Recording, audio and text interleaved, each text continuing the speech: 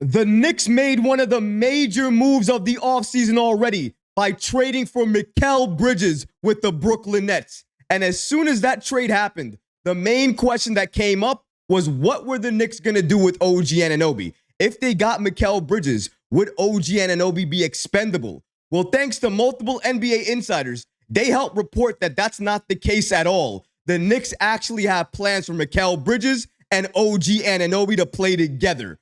We're going to break down these latest reports and so much more today. If you're not already subscribed to the channel, go ahead and hit that subscribe button now. And make sure you have notifications turned on so you don't miss a second of the new content. And now, let's get started. The Knicks revealed their plans for OG Anunoby and Mikal Bridges. Leon Rose worked magic yet again. They said he couldn't get Mikal Bridges, and that he did exactly what he does. He makes the impossible happen, and he got the Knicks Mikal Bridges without having to touch the Knicks core. We kept Julius Randle, Jalen Brunson, and of course, OG Anunoby. Now that brings up a very good question. With the Knicks getting Mikal Bridges, that was the first part of this move. The way for the Knicks to close this move and make sure it's a home run is to sign OG Anunoby to a very lucrative contract. At this point in time, we already know Anunoby is likely going to re-sign with the Knicks. The only thing we're wondering on right now is what that final number is going to be. Is it going to be $37.5 million? Is it going to be $40 million? We really don't know. But the fact that his agent is Sam Rose, that tells me everything that I need to know. And it tells me that the Knicks are going to retain OG Anunoby. But if they do that, and the Knicks have Mikal and OG, what's their plan? What are they looking to do with those two guys on this roster? Well, thanks to Ian Bagley, an SNY NBA insider, he helps report the following about the Knicks and their plans for OG and Mikal. Shout out to Knicks videos on the app X for giving us the following information. According to them, where do the Knicks and OG Anunoby stand following the Mikal Bridges trade? According to Ian Bagley, this trade doesn't preclude the Knicks from re-signing OG Anunoby.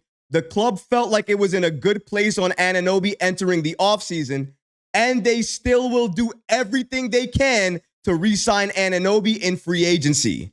Anunoby is expected to command the deal that starts at minimum at $35 million.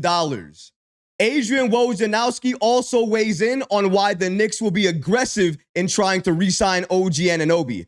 According to Woj, New York's goal is to form one of the most lethal defensive wing duos in recent memory with Mikal Bridges and OG Anunoby. Now, why would the Knicks want to do that? Why would the Knicks want to create one of the most lethal wing defensive duos that we've ever seen in the league before with Mikal Bridges and OG Anunoby? Well, who won the NBA title this year? The Boston Celtics. Behind who? We can forget about Derek White for a second. We can forget about Drew Holiday for a second. I'm not saying they weren't important. I'm just saying let's forget about them for just this point in time. Let's think about Jaylen Brown and Jason Tatum. Those two guys are two of the best stars in this league today. Two of the best wings in this league today. And two guys that can go off at any point in time. When you're going up against that, you need players that are going to be available. You need players that have high-level defense and can score when you need them to. And you need players that you can throw at the other team's best offensive players. On the Knicks right now, if you keep OG Anunoby, and obviously you have Mikal Bridges, that's the answer. You want to know why the Knicks made this move? It was to answer the call the Boston Celtics just created. They just showed you they won the title behind two of the most explosive wings in the league with Jaylen Brown and Jason Tatum. The only answer to that is to be able to stop them. How do you stop them? Throw two of the best wing defenders in the league at them in Mikal Bridges and OG Anunoby. And that's exactly what the Knicks are creating right now. The Knicks, according to Woj, are going to be aggressive in their pursuit in trying to re-sign OG Anunoby in free agency. Ian Bagley continues here and doubles down on his earlier report by stating the Knicks trade for Mikal Bridges does not change their hope that they can re-sign OG Anunoby in free agency. Bagley continues here and gives us the following information on why ultimately the Knicks were able to trade with the Nets to get Mikal Bridges on this roster. According to Bagley, both the Knicks and the Nets had known for some time that Bridges ultimately wanted to be a Knick. Did he demand a trade in the traditional sense? No, but the Nets knew where Bridges stood ahead of Tuesday's trade. It was communicated to them as trade talks picked up. And they were aware that Bridges could essentially control where he was traded by telling teams that he planned to sign with the Knicks as a free agent. Bridges' side planned to do just that. You can't buy chemistry, is how one executive put it late Tuesday night. Bridges will obviously fit seamlessly into the chemistry/culture that the Knicks have been establishing in New York. Whether Bridges demanded the trade or not, it's made very clear here from Ian Bagley that his camp made everybody aware that Bridges wanted to be a Knick. Regardless of who the teams the Nets were talking to were, everybody around the league knew, and his camp made sure they knew, that the Knicks and Mikal Bridges were the match that needed to happen. It was the team Mikal wanted to go to. And once everybody around the league knew that, the Nets really had no other leverage besides trading with the Knicks. However, when we're talking about leverage here, they didn't really have to work hard because the Knicks gave them everything they could possibly want in this deal. They gave them 4 unprotected picks, 1 protected pick from the Milwaukee Bucks in 2025, a pick swap in 2028, and a second-round pick in 2025. They also gave up Bojan Bogdanovic. But in the return, in the process of doing that, they were able to keep Jalen Brunson, Julius Randle, OG Anunoby, add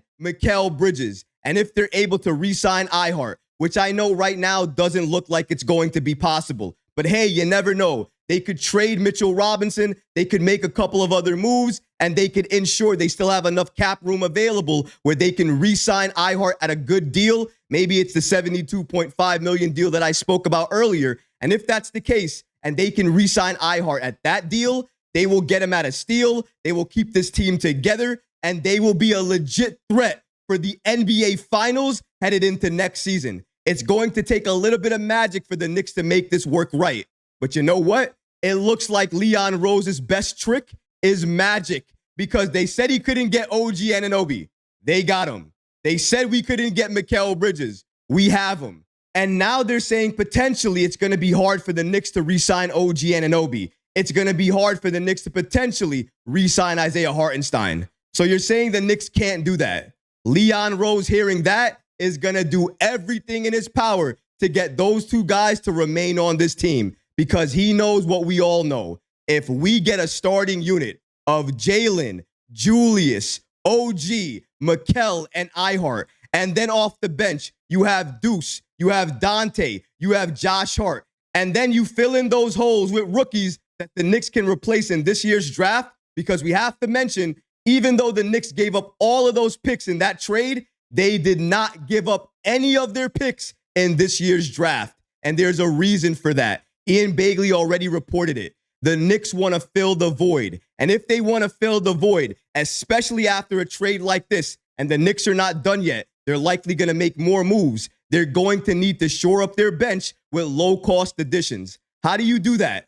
By making the right draft selections. And that's exactly what the Knicks are going to do tonight. Now, I'm not saying they're going to make each and every one of these picks. If anything, I think the Knicks are going to draft 1 player in the first round and then try to trade their other first-round pick, their early second-round pick, and maybe try to move up in this year's draft to get another impactful player. Or maybe they take those picks and they trade it to another team for future assets in the future that they could potentially use in a different trade.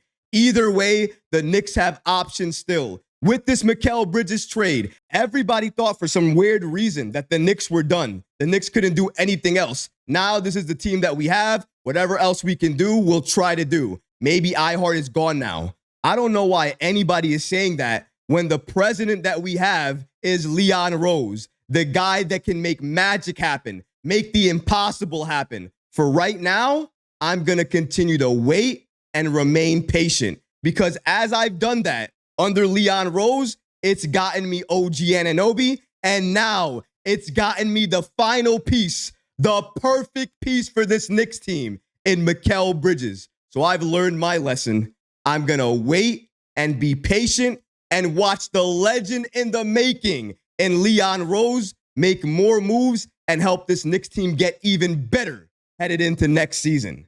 But what about you guys? What do you think about the Knicks revealing their plans that the real reason they traded for Mikal Bridges is because they wanted to create one of the most lethal defensive wing duos in the league in Mikal Bridges and OG Anunoby? Let me know how you feel about that in the comments below, guys, because honestly, I would love to hear from you.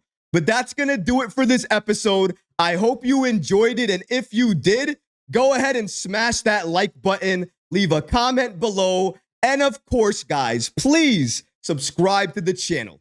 Until next time, Knick fans. Peace.